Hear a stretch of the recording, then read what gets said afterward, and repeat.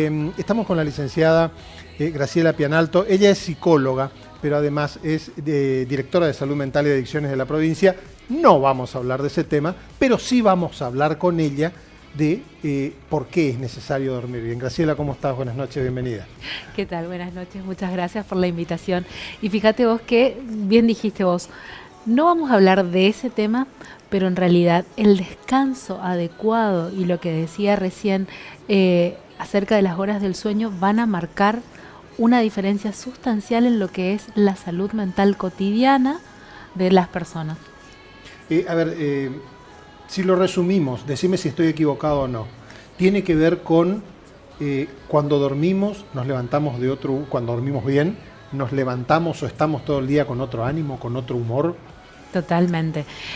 ¿A eso te referías?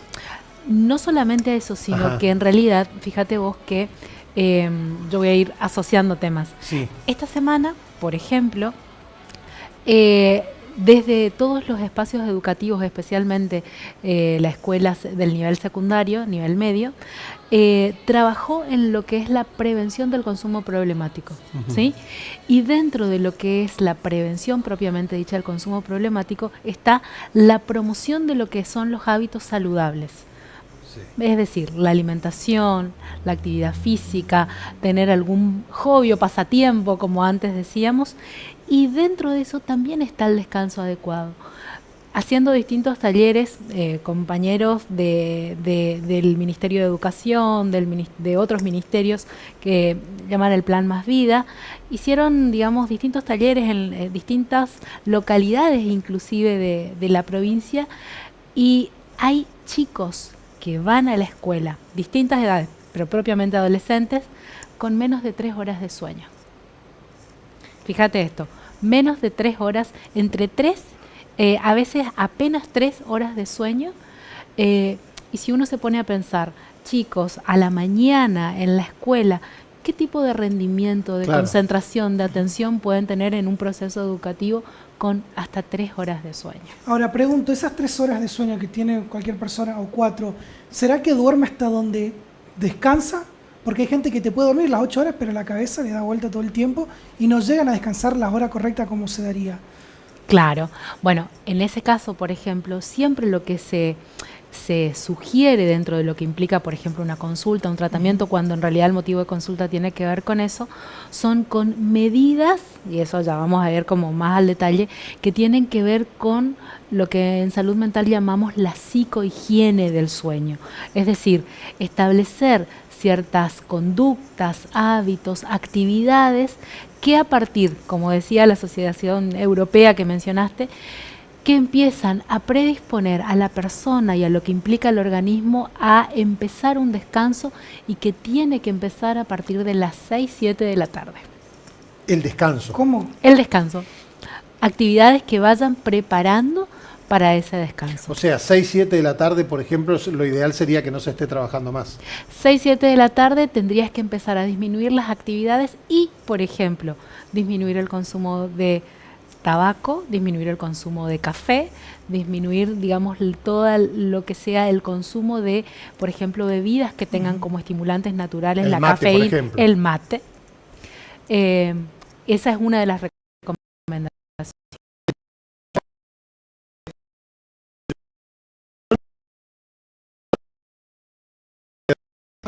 Exactamente. Ahora, pero ¿y Bien. cómo haces con la vida cotidiana? Porque, a ver, en la teoría está bueno, pero ¿y cómo lo llevo a la práctica? Alguna gente suele llegar a la casa más tarde que las 7 de la tarde y llega recontra acelerado, llega a comer y te queda la comida acá y se acuestan a dormir o miran una serie. ¿Cómo vas bajando el nivel? Más cuando hay criaturas también. Sí, por supuesto. Bueno, todo por supuesto tiene y está ajustado a lo que implica la vida cotidiana. Bien. Pero usualmente una persona que trabaja, ya sea en algún, no sé, comercio, etcétera, empieza, digamos, sale de trabajar entre las 8 y las 9 de la noche. ¿Sí? Entre las 8, aproximadamente, Más o menos, sí. entre 8 y 9 de la noche. Perfecto. Lo ideal sería que en ese trayecto, que son las sugerencias que siempre se hacen, en el trayecto que toma llevar a casa, pueda empezar, por ejemplo, a hacer una caminata de entre 15 y 20 minutos. Por ejemplo, si no hace una actividad física arreglada por un lapso mayor de tiempo. Eso te permite, no solamente física, sino también mentalmente, empezar a desconectarte, que es lo siempre sugerido, desconectarte de lo que es la actividad laboral. Es cierto que también hay personas que no se desenchufan nunca, hay personas que llegan a la... Exactamente.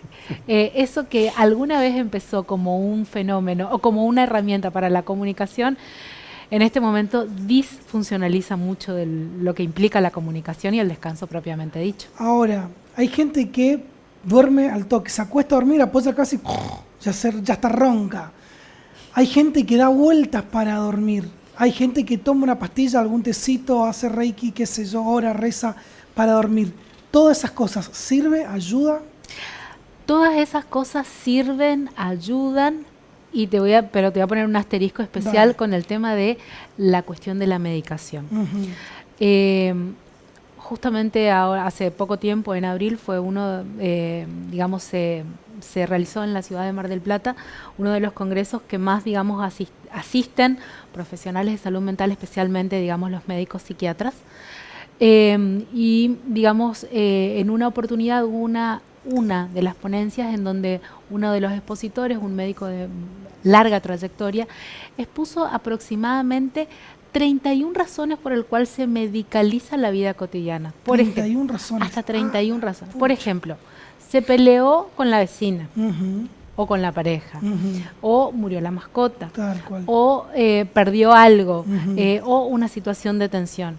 Entonces, esa ponencia fue no solamente para llamar un poco, a la sensibilización de qué hacemos cuando estamos medicando, cuando los médicos extienden una prescripción, sino también un llamado, como a conciencia a las personas de que en realidad cuando toman, una cosa es la prescripción médica, además, y otra cosa es la automedicación, que ese es, por decirlo así, el gran mal argentino, por decirlo de alguna manera, o de nuestras prácticas cotidianas. Entonces, hay una diferencia sustancial cuando la prescripción es médica y cuando el tema es con la automedicación. Pero lo demás, todo lo que mencionaste, la yoga, el reiki, el saumerio, la música funcional, la ducha caliente a tibia, las esencias de lavanda, manzanilla, como decían las abuelas, todo forma parte del ritual y de la preparación para un descanso adecuado. Te agrego una más, porque conozco gente que lo tiene por costumbre, no te voy a decir diaria, pero muy habitual. Me tomo una copa de vino antes de irme a dormir. O me tomo un whisky o una copita de licor, tranquilo, pensando en la nada, porque me hace dormir mejor. En tanto el consumo sea moderado. Claro, no estoy hablando de unas copitas. Claro. Ah, bueno. Una copita, no una copita. No una copita. Una copita. Una medida, digamos. Claro. 2 dedos. Bueno. Generoso. Justamente. ¿Sirve? ¿Sirve eso? Tendríamos que preguntarle a los cardiólogos. Al corazón dice que le hace bien, me dijo un cardiólogo a mí. El cardiólogo a mí me dijo Pinot Noir está aceptado. Sí. Ahora, Pinot Noir está aceptado. Te consulto cuando... Pero ojo, mucho más... hay que tomar, en esa situación, hay que tomar no solamente la sustancia, por decirlo así, sino hay que tomar el contexto. La persona se predispone, ¿sí? Sabe de alguna manera, por dependencia emocional, psíquica y también, esta cuestión de la dependencia de esta copita, que esto va a ser una herramienta por la cual también se va a predisponer a poder descansar mejor. Entonces, no es solamente la sustancia, es la situación, el pensamiento, la escena, el escenario, o sea, todo eso contribuye para que uno pueda descansar. Uno cuando duerme, ronca, algunos dicen que no duermen bien, otros dicen que sí, pero otros cuando duermen, yo por ejemplo, soy de los dos team, hablo dormido y ronco, dormido, dicen que... ¿Por qué? ¿Hay un justificativo? Hablo más dormido que despierto, un terror. Habría que preguntar qué se puede preguntar cuando está dormido. Claro, hay que aprovechar. Hay que aprovechar, no hay ningún problema. Bueno, un famoso psicoanalista cuya teoría sigue hoy tan vigente, más allá de que él falleció en los primeros años del 1900, que fue Sigmund Freud, decía que justamente el sueño es el guardián del dormir. ¿Por qué? Porque cuando uno sueña, mejor dicho, cuando uno descansa, todo esto que no se resolvió, que no llegó como a digamos, a una buena o a una no buena elaboración en la vida diurna, el cerebro no se desconecta cuando uno duerme. Baja, sí, el nivel y la intensidad de trabajo, pero sigue funcionando. Entonces, realmente es una coctelera mágica, digo yo, lo que son recuerdos o imágenes que inclusive muchas veces nosotros, como nuestro foco de atención está dirigido constantemente, por ejemplo, en este momento yo hablo, ustedes me escuchan y me miran, pero no obstante eso, mi cerebro está registrando la intensidad de la luz, que hay ruidos de fondo, que hay como un zumbido, y todo eso forman parte de las imágenes eidéticas que se van guardando como un registro en el cerebro, ¿sí? Por un lado.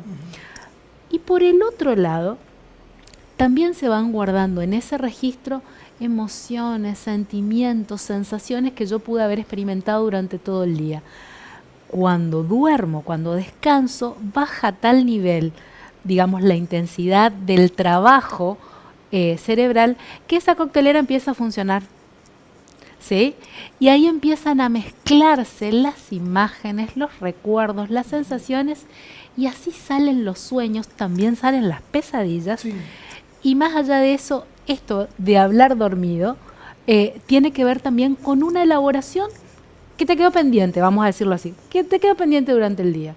Entonces, por eso muchas veces uno en el sueño, cuando el compañero del lecho recuerda, estuviste hablando del trabajo, estuviste diciendo algo, algún negocio, algún kiosquero amigo, a alguien de la calle, pero son como esas cuestiones que quedaron como en el tintero y se elaboran por ese lado. Eso tiene que ver con, por ejemplo, cuando uno se acuesta a dormir con un problema irresuelto y se despierta a las 3 de la mañana con la solución en la cabeza. ¿Tiene que ver con eso? Muchas veces se han, digamos, dirimido grandes situaciones de la historia con ese tipo de elaboración onírica. Sí. ¿Se llama? Elaboración onírica. Lo había escuchado, pero no sabía que era eso puntualmente. La elaboración onírica cubre desde esto, desde situaciones que en realidad uno despierta a las 3 de la mañana diciendo, ¿es esta la solución? O también entran en estas cuestiones los sueños, las pesadillas, etc. Y puede tener que ver con esa solución onírica, puede tener que ver... Elaboración onírica, perdón. ¿Puede tener que ver con el arte? ¿A los artistas le puede suceder eso? También. ¿Que se levantan con una letra en la cabeza o con la imagen de un cuadro que quieren pintar? También.